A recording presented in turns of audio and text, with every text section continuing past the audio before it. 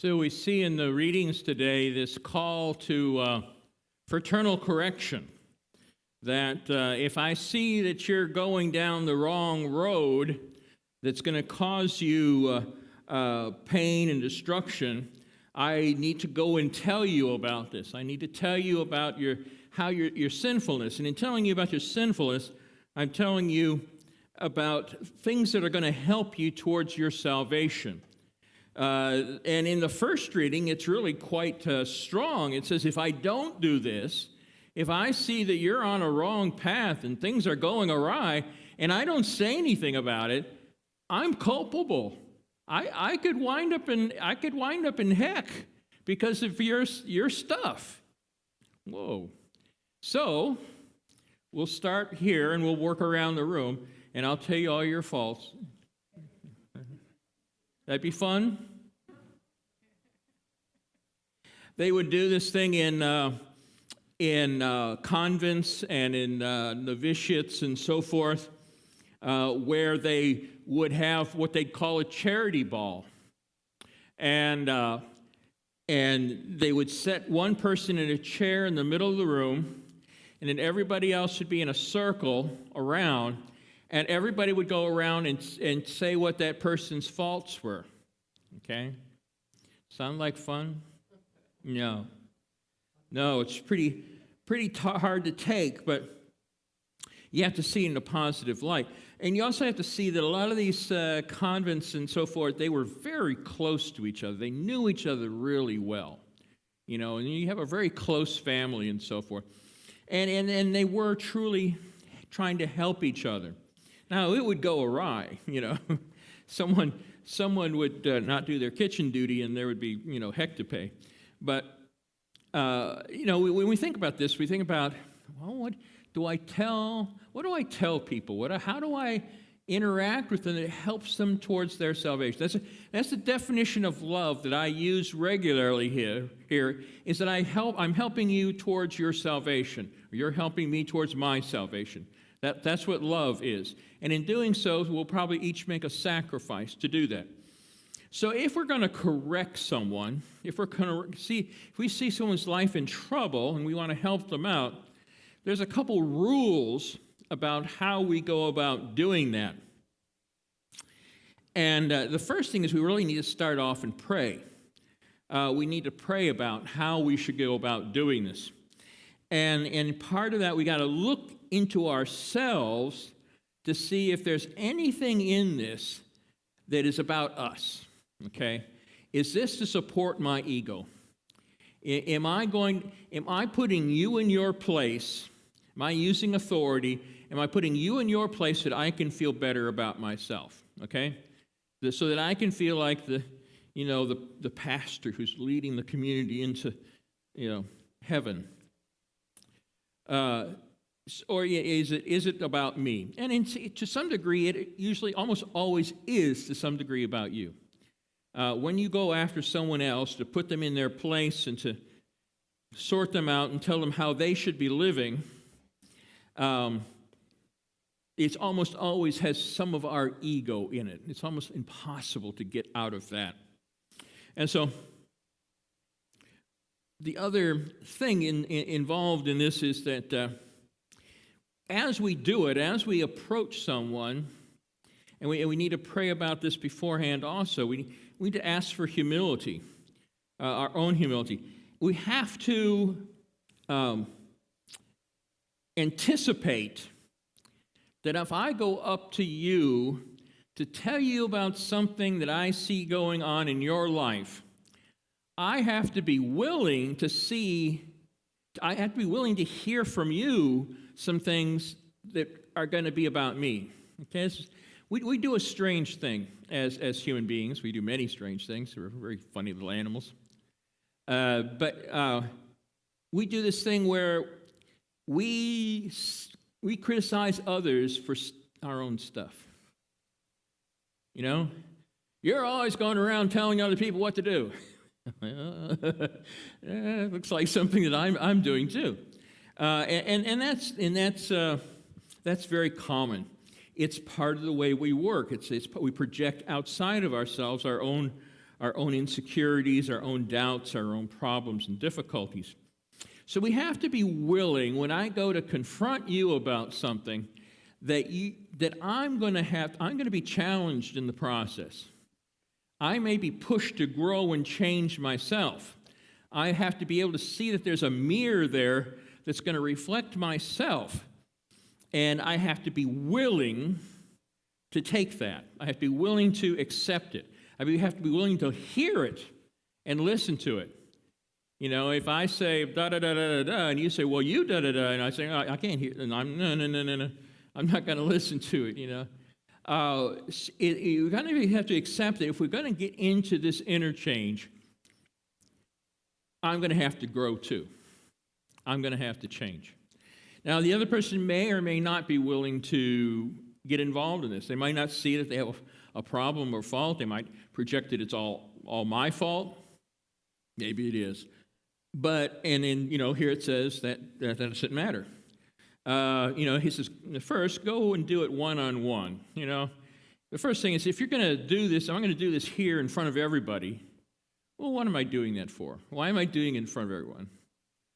Well, that's just to make me look big. I mean, that's just all about my ego. It's not about helping you out at all. So I go in private and I talk to you about these things. And then after that, and you say, no, I don't have a problem. Yeah, I'm good. I'm perfect the way I am. You're going to say, well, okay. And you go and get Joe and Sam and Julie and Kathy, and you all come together, and you kind of do an intervention. You say, well, Joe, we've all seen you do this, you know. You know, you go and you get coffee out of the coffee thing, and you leave a mess all over the place. You don't put put more coffee into the coffee maker. You're a sinner, and you need to accept this, and you need to respond to it. See, it's always going to be a two-edged sword. You know, I have a nice two-edged sword over here. If you pick up that two-edged sword, that's a good thing, you know, to be able to cut through nonsense. Well, one of those blades is going to be pointing towards you too. You know, we can't go into this thinking that we're not sinners. You know, that I'm not a sinner, and that we're all in the same boat. But if we do this right, if we do it as a loving community, if we look into ourselves, we have to have a certain amount of introspection to be a good Christian. We have to be able to look at the things we do on a day-to-day basis and say, I could do better. We have to look honestly at ourselves. Now, we don't want to be picking up the frying pan and knocking ourselves in the head. That doesn't do any good. But we need to be able to look at ourselves honestly. That's what humility is. It's looking at yourself and seeing yourself truly as you are. You say, wow, you know, I'm really good at this, and I can be a good friend if I try. You know, sometimes I can be selfish and stingy. Now, humility is seeing all this stuff and acting on it. And it's like, I'm going to try harder to be a little bit friendlier. I'm going to try harder to be more loyal, be more there for my friends, you know, when they need me. And so we go through this process, and we can go through this process ourselves, but it makes it so much more powerful if we can be in a group of friends who only have our own good in mind, and we can talk about stuff back and forth. You know, so you can get together in a group and say, you know, I'm really afraid of talking to my boss. You know, okay, what's going on there? When we have communities where we can share and feel safe, that's part of the whole idea between group therapy, which can go muck also.